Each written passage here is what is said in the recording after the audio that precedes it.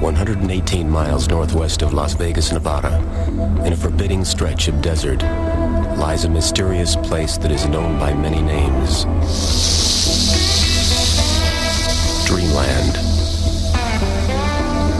Paradise Ranch, Groom Lake, and most notably, Area 51.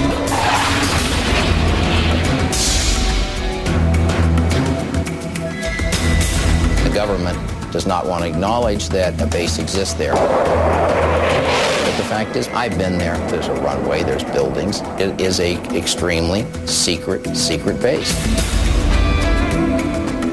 America knows about Area 51. It's now a household term. This is where a lot of our nation's most secret and most important work has been done.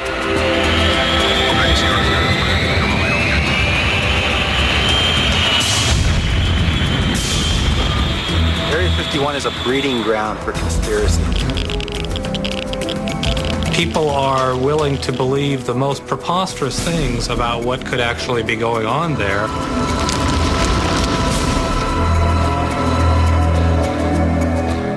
I really don't think the government could conceal a flying saucer that we've had since a year after I was born. I really don't think so. There are a lot of secrets at Area 51, but the ones that they guard the most closely are the ones that could lead some of these officials to federal prison. The whole area is sewn with magnetic sensors and electro-optical trip sensors. Step over the line without a top-secret clearance, and they can shoot you. Next stop, Area 51.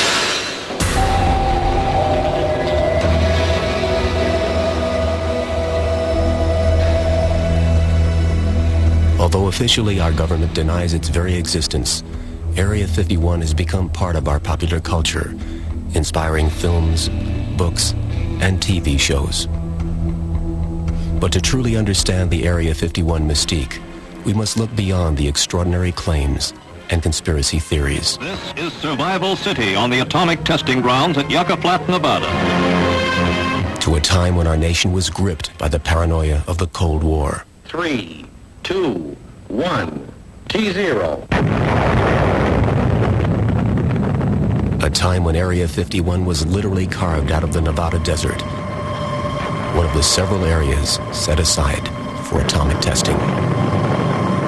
The area where the Groom Lake Area 51 Air Base exists, that land back in the early 50s was grabbed by the Atomic Energy Commission, which is now called the DOE, the Department of Energy. And these are the people who've been responsible for the nation's nuclear weapons.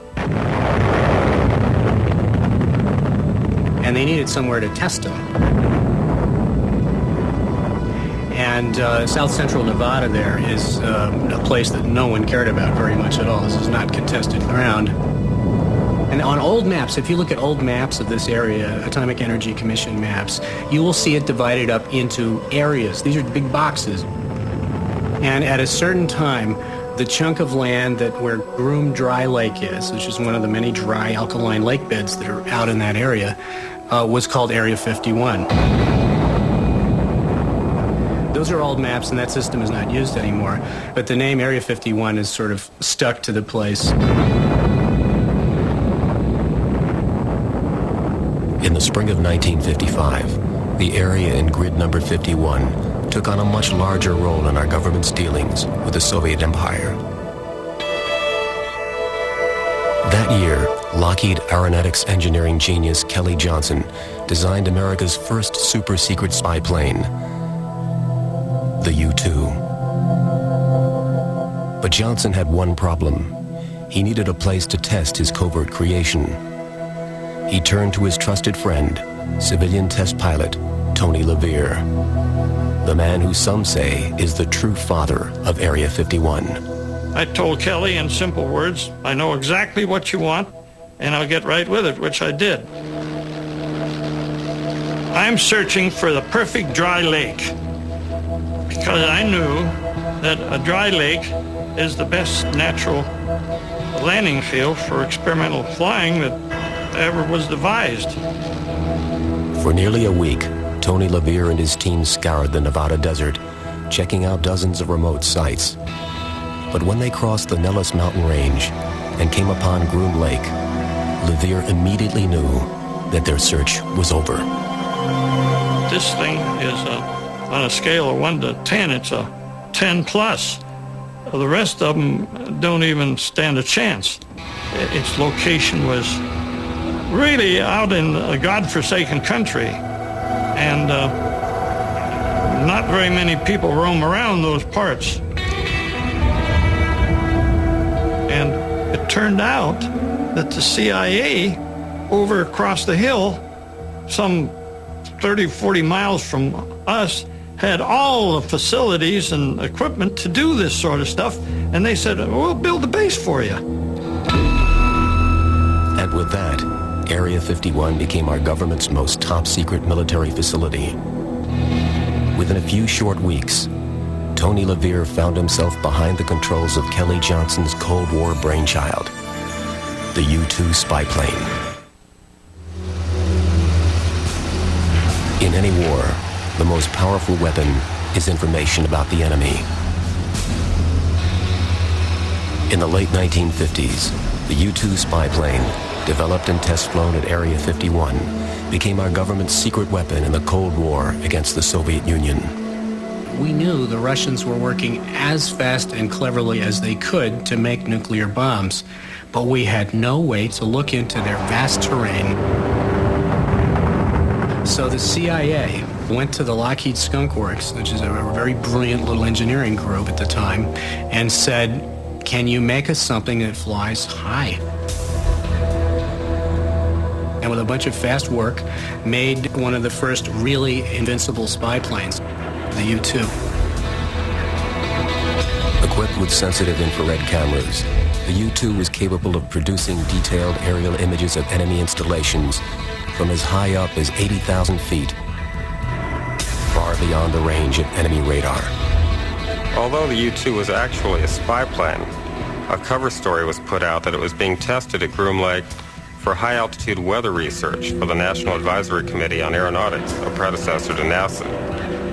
And the aircraft were actually painted in false NACA markings in case one crashed off-site.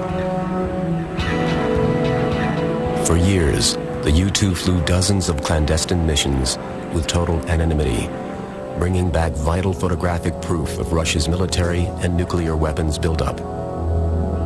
But in May of 1960, all the secrets surrounding the U-2 spy plane came crashing down. Secret reconnaissance of Russia by high-flying American U-2 jets ended when one was downed deep in Soviet territory. Its pilot, Francis Powers, was made the subject of a showcase trial. So you had this famous shoot-down of Francis Gary Powers, and he was captured. And this was at a very sensitive moment in time when there was a summit meeting coming between Eisenhower and Khrushchev. And about 5 days before this, our guy falls out of the sky in an unacknowledged airplane. And this, of course, created a huge flap. Gary Powers was convicted of spying by a Soviet court and sentenced to 10 years in prison. However, he was later released and exchanged for a Soviet agent in U.S. custody. There's no question in my mind that the intelligence that they got on Russia probably kept us out of World War III.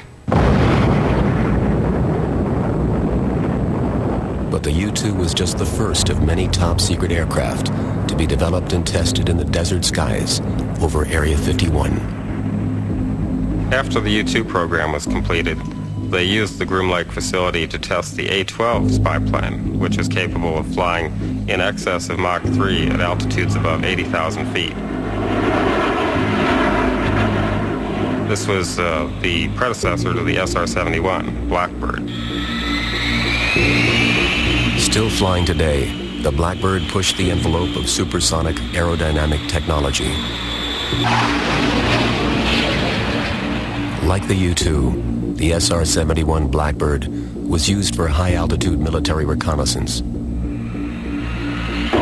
But as enemy technology advanced, and even our most sophisticated aircraft became vulnerable, the clandestine projects at Area 51 took on an urgent and surprisingly new direction. According to some experts, a very different kind of aircraft was being tested in the dark skies above Area 51.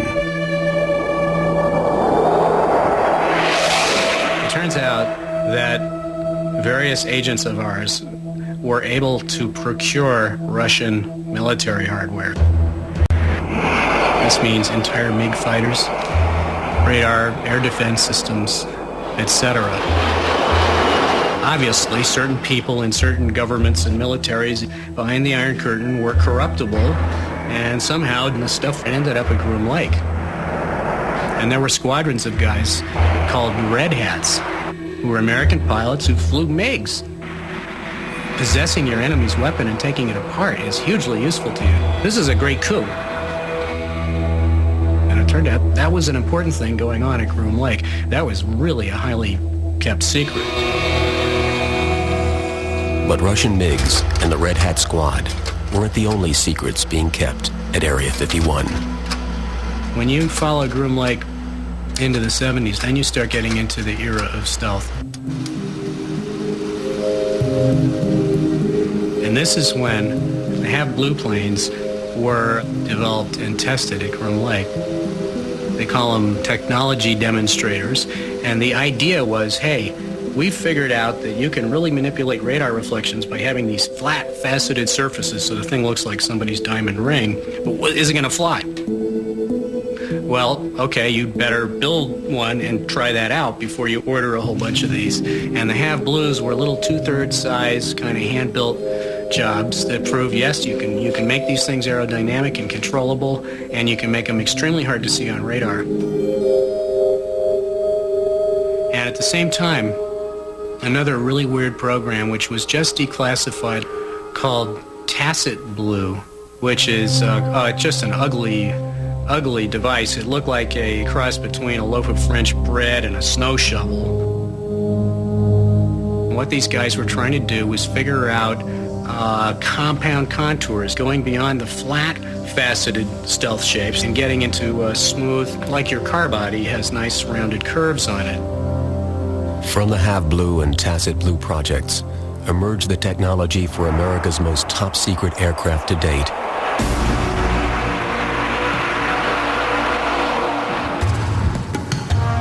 For years, there were reports of strange black wedges piercing the skies near Groom Lake, and rumors of a stealth aircraft decades ahead of its time. For once, it seemed the rumors about Area 51 proved to be more fact than fiction when in 1988 the U.S. military officially unveiled the B-2 stealth bomber and the F-117 stealth fighter. The Air Force uses secrecy to shield advanced technology. The hope is that if we can keep something in the dark as long as possible, a potential enemy will not gain an advantage. Such was true with the stealth program. During the testing of the F-117, everything evolved around working at night.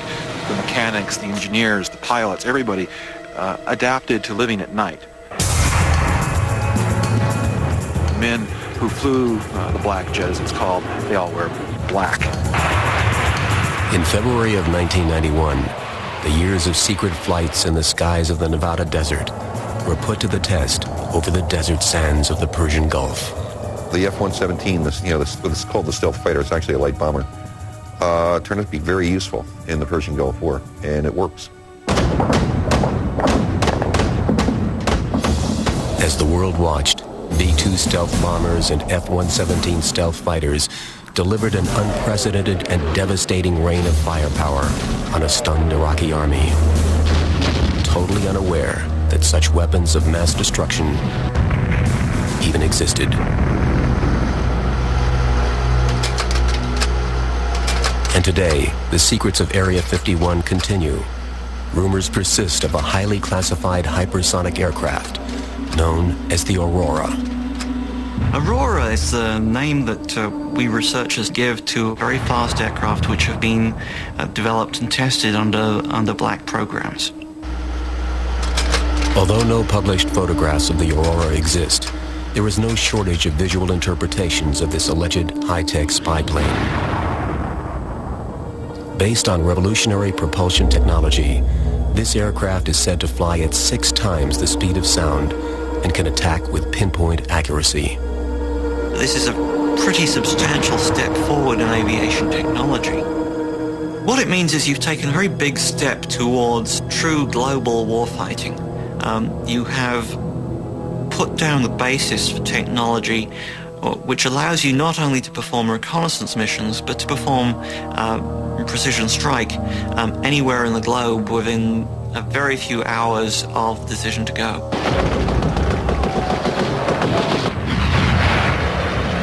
Aurora would be a perfect fit with Area 51 because you need a big tract of land and a big base to support this aircraft and hide it. And that's what Area 51 is there for. But to date, our government's position is unwavering. Officials insist that no such aircraft as the Aurora exists.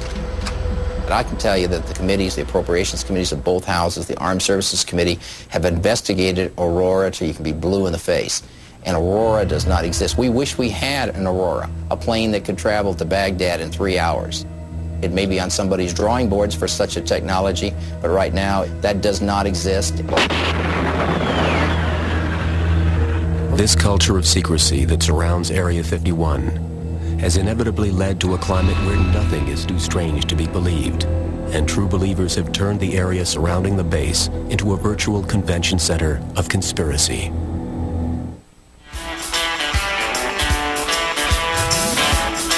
The one thing, I guess, that a lot of people should understand, that Nevada has the one and the only extraterrestrial highway in the world.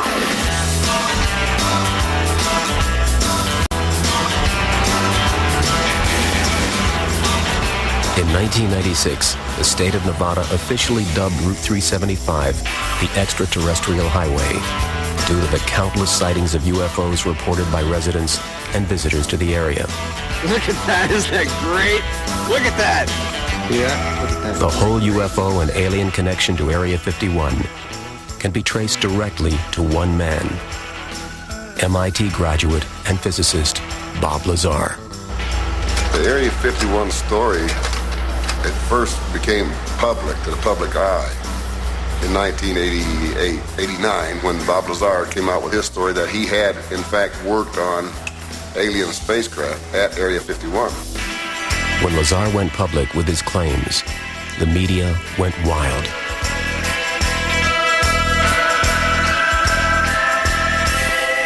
It took me 7 or 8 months to talk him into sitting down for an interview. And when we finally sat down, he told me the most incredible story I've ever heard as a journalist, that he worked at an area called S4 south of Groom Lake, that the facility was built into the side of a mountain to make it disguised. The hangars were disguised to look like part of the mountain. That inside this mountain were a series of 9 different hangars, and inside each of the hangar was something that looked like a flying saucer. He saw one of them fly in a test flight. While at the base, he was allowed to read several briefing documents which indicated that these were of alien origin, so it was a pretty fantastic story. But Bob Lazar's claims did not convince everyone. He may have seen something that he kind of portrayed as being alien because maybe it didn't fit his normal description of what would be a Department of Defense or Department of Energy piece. I've been out there. There is no UFOs, there's no aliens, there's nothing like that there. This is a top secret facility, but not for that type of thing. The Bob Lazar story can leave one very schizophrenic. There's a lot of good evidence that he's telling the truth, but my sense is that things did not happen as Lazar says. But whatever you want to make of Bob Lazar, he is the springboard that just launched this spooky base into the public eye. Within months, thousands flocked to the Nevada desert to search for strange objects in the sky. It looks like it's floating, but it's changing shape.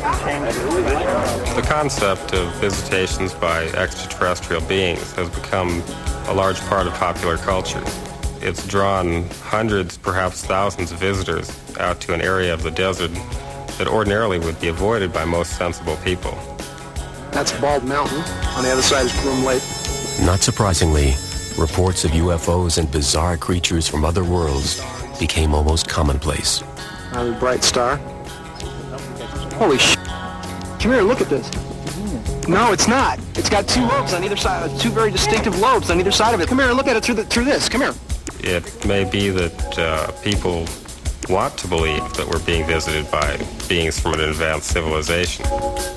There's supposed to be some nasty ones here now, the reptoids. The rumor is, allegedly, they're coming from 100 million light years out. They're making that time jump. That's what I saw, yeah. It's cool.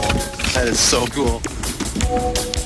The sudden interest and influx of tourists into the area helped transform the nearby town of Rachel, Nevada. Once just a tiny dot on a map, Rachel has become a mecca for believers and non-believers alike. People come out here in a search for the meaning for life. They want answers to things they can't find anywhere else. Many of the curious drop by the Little Alley Inn to escape the desert heat and swap stories of close encounters of every kind. I don't think there's a day goes by that we don't hear something from somebody. A lot of people have actually worked at Area 51, and they have told me that they worked with beings who were from another planet. And they said there's more than one kind. A large and a small-nosed gray, a reptile, an orange, a blue, and the humanoids. I don't think that there's yet a complete story on what may be over that hill. I, in my heart, would like to think that there are aliens in Area 51, but I don't really believe it until I see more. But it's a great subject for motion picture. As executive producer of the blockbuster sci-fi thriller Independence Day, Bill Fay encountered a rather odd official response when he sought the military's technical support in making the film. We had a meeting with all the branches of the military and Department of Defense representatives, and they said, we really like this script. You know, this portrays the military in a very good light. We like pretty much everything about it except for one thing. We want you to take out all the references to Area 51. We're sort of surprised. We weren't sure where that was coming from. The whole point of the film is playing off on the mythology of Area 51, and that really strikes a chord with people, obviously. So it's something that we couldn't possibly change. I mean, it was an integral part of the story, and we sort of told them that, and they said, okay, we can't help you. Why is the military so concerned about aliens and Area 51? Ironically, in August 1997, after decades of denials about everything from the U-2 to the Aurora, the CIA made a shocking admission. There was a CIA report released that admitted that the Air Force has used UFOs starting from the 40s, 50s, 60s on to the present as a cover story for some of their activities. According to the CIA's official statement, thousands of UFOs reported by eyewitnesses were merely covert test and reconnaissance flights. When you compile a log of the flights of the historic U-2, the SR-71 and its predecessor, and Tacit Blue, which led to the development of the stealth fighter, the hero of the Gulf War, you will have all of the UFO sightings in Area 51 accounted for. But why allow the rumors of UFOs and aliens to run so rampant? The CIA spends over half of its budget in counterintelligence and disinformation activities.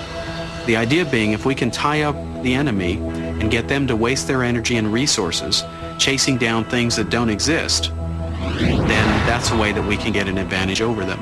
So if you dismiss these claims as being claims of UFOs, people will not investigate them further. It was a very clever cover story. Many believe that the recent admission by the CIA is nothing more than their latest bit of disinformation intended to cover up the truth about UFOs and Area 51.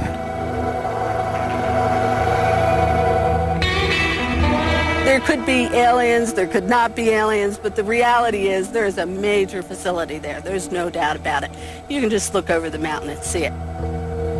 What has happened at Area 51 is that in an attempt to keep the facility as secret as possible, they have actually made it as famous as it could possibly be. It is now practically a household word.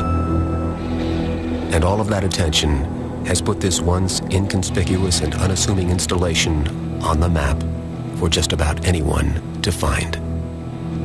And this is where the government goes when it wants to be alone. You know, despite our best efforts to peer into it, and despite trying to track down people who have worked there and have seen things, it's still a very black place. Locating the top-secret facility is fairly simple, but getting inside is an altogether different matter. There is no fence surrounding the Groom Lake area. There is a border.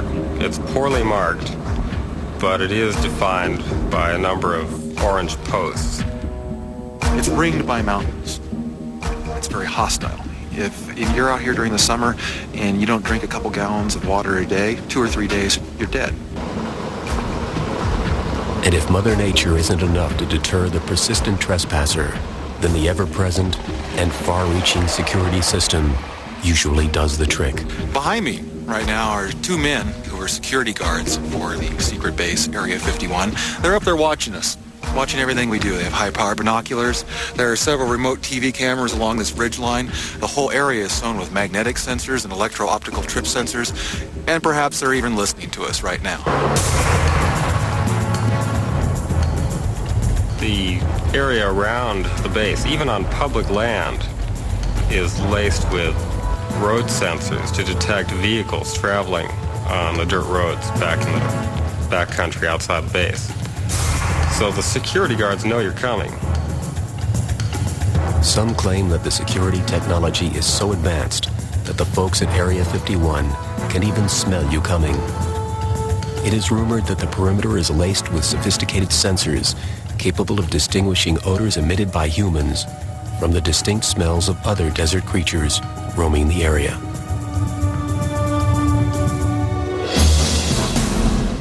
There'll be signs saying, stop here, you know, unexploded ordnance, contaminated area, radiation, or, you know, a little line that says use of deadly force authorized. That stops most people. The foolish are the ones that go on beyond that. People start coming down in Jeeps and four-wheelers, and all of a sudden they're presented with a couple of guys with automatic rifles, and they get resentful that they're told to go back up the road, and if you turn around, you could be shot. People who have been unfortunate enough to continue to the guardhouse have been arrested. Inevitably, they are tackled, thrown to the ground. You know, they get their necks stepped on, get hogtied, and hauled off to the hoosegow. And held for long periods of time and had to pay hefty fines, as well as having to sign away rights to talk about what they'd seen, even though they hadn't seen anything because they never got anywhere near the base. In recent years, the new attention being lavished on Area 51 has resulted in tighter security and an ever-expanding perimeter. There used to be 2 mountains that you could look down into Area 51. One was Freedom Ridge, just right up there where the security patrol is looking down on us, and over that hill right there was Whitesides Mountain, 11 and 12 miles away respectively. You had a really nice view, but the Air Force requested and was granted a 4,000-acre withdrawal that took those 2 mountains and made them the restricted area. So now those places are off limits, and we have to go 26 miles away to Tickaboo Peak. While millions of dollars and man-hours are spent keeping people out of Area 51, the government also goes to great lengths to get people in. We're at what's known as the Janet Terminal. This is where the vast majority of the workers at the Groom Lake base park their cars and fly in a private fleet of aircraft to Area 51.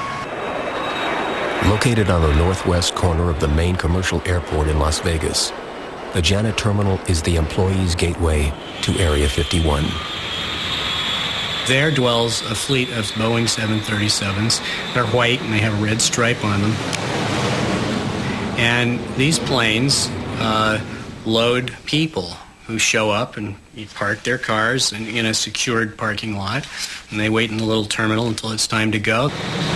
These aircraft are owned by the Air Force, but when they're referred to on FAA frequencies, they're known as Janet, just like another flight might be known as TWA 123. These are known as Janet 123. Like nearly everything else concerning Area 51, the origins of the name Janet given to these flights and the terminal itself is a mystery. And what on the surface appears to many to be just normal activity can be perceived by trained eyes quite differently. Everyone that you see get on these planes is conspicuously casual. This is a mixture of civilian workers and military workers. You can't tell the difference. You don't see any business suits, you don't see any military uniforms. You just see people in baseball caps carrying duffel bags. The rule at this facility is keep it low-key, and it's so low-key that it draws attention to the place. So these Janet airplanes peel out of Vegas just like any other plane would, except they go north. And in fact, the Janet airplanes are responsible for a lot of heartfelt UFO sightings because some of them fly at night and some of them start coming in around 4:30 in the morning. And if you stand up on some of the hills we used to stand on before the land was grabbed by the military, you could see the landing lights of one of these planes coming in, and due to the approach path and the angle that you're at, etc., you see an extremely bright light coming at you for maybe 5-8 minutes that is almost still, but not quite still. And this is like, that's gotta be a mothership from Zeta Reticuli, right? No, it's a 737. And the Area 51 employees who don't like to fly go by bus in inconspicuous vehicles that travel to the Groom Lake facility on a daily basis. What exactly happens after employees arrive at their destination is, of course, a secret, protected under strictly enforced national security regulations. All workers who go to Groom Lake are required to sign secrecy oaths promising that they will never disclose anything that they've seen or heard out there or tell about the work they've done. The problem with a base that doesn't exist is that it doesn't have to obey the public laws. A base that doesn't exist doesn't have to worry about worker rights. It doesn't have to worry about environmental laws. If workers can't even talk about it, and the government won't admit it exists, then who is accountable when something goes terribly wrong? The shroud of secrecy enveloping Area 51 was suddenly threatened when a group of former workers filed a lawsuit in federal court, alleging criminal wrongdoing by the government. The Area 51 litigation is very serious because it involves allegations not just of criminal conduct, but allegations that criminal acts were knowingly committed under the veil of secrecy, and that those criminal acts may have resulted in the deaths of 2 people and the injuries to a large number of other workers. In their lawsuit, the former workers claim that for more than a decade, the government secretly and knowingly burned highly toxic waste at Area 51. The government had decided that Area 51 did not exist legally or officially. So they didn't want to cart off trash and garbage and hazardous waste from this large airbase. Nothing going in really went out.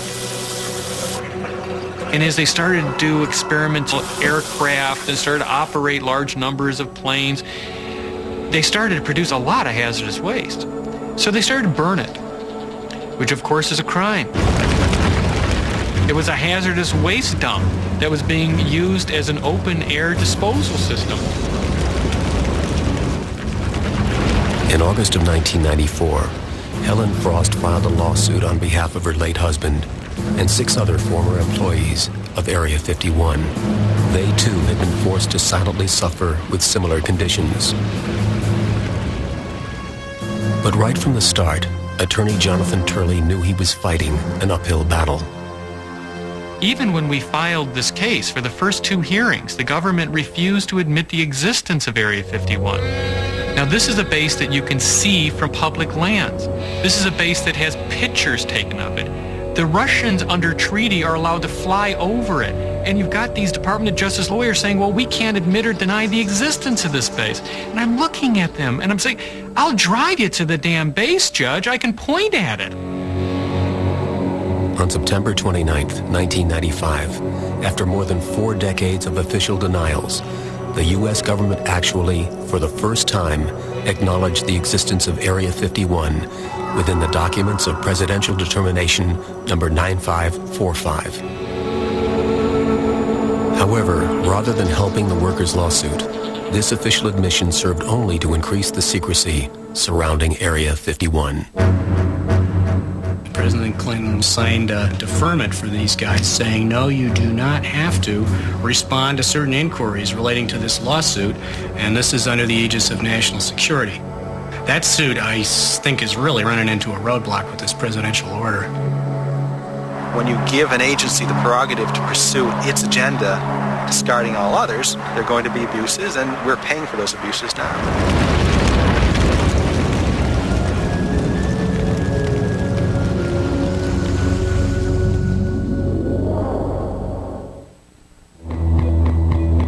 The recent controversy surrounding Area 51 may now be a moot point. An article written by Jim Wilson and published in Popular Mechanics came to a rather surprising conclusion that Area 51 has been moved.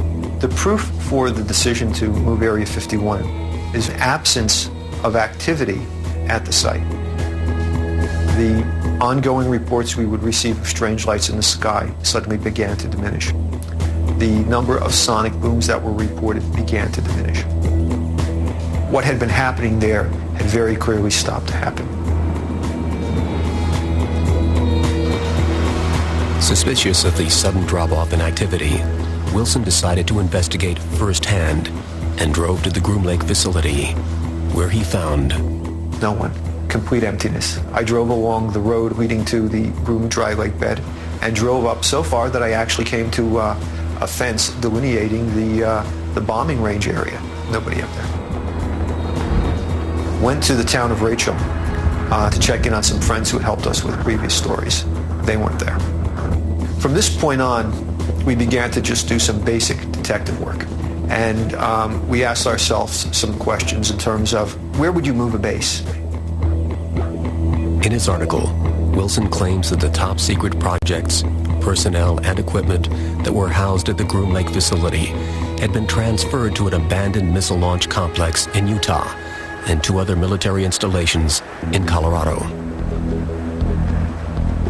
According to Wilson, the move was prompted by 2 major factors.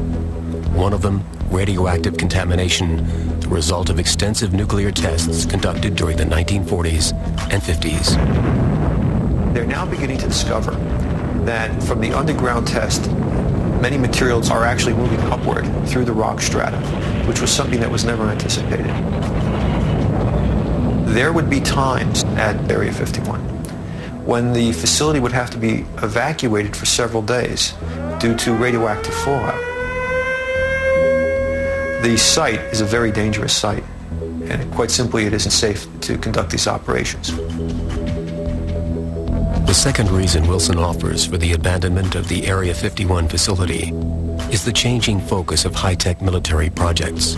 The United States Air Force has subtly changed its mission.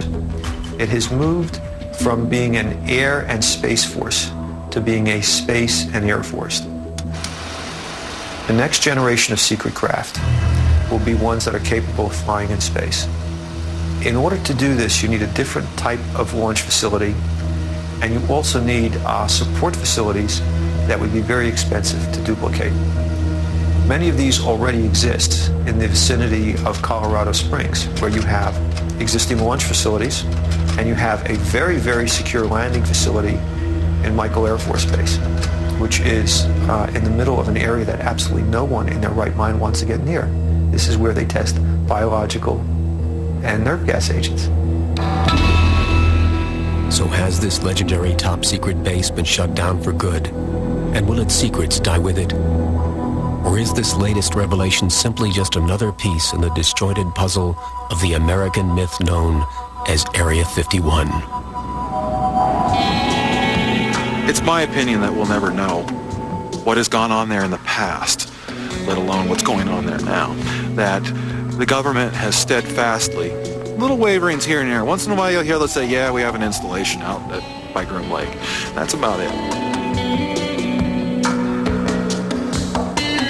I think that a lot of the tension surrounding Area 51 would be reduced if the government simply gave the base a name, said that they were doing secret projects there, and left it at that. It's the idea of a nameless, non-existent base that really grabs the public's attention.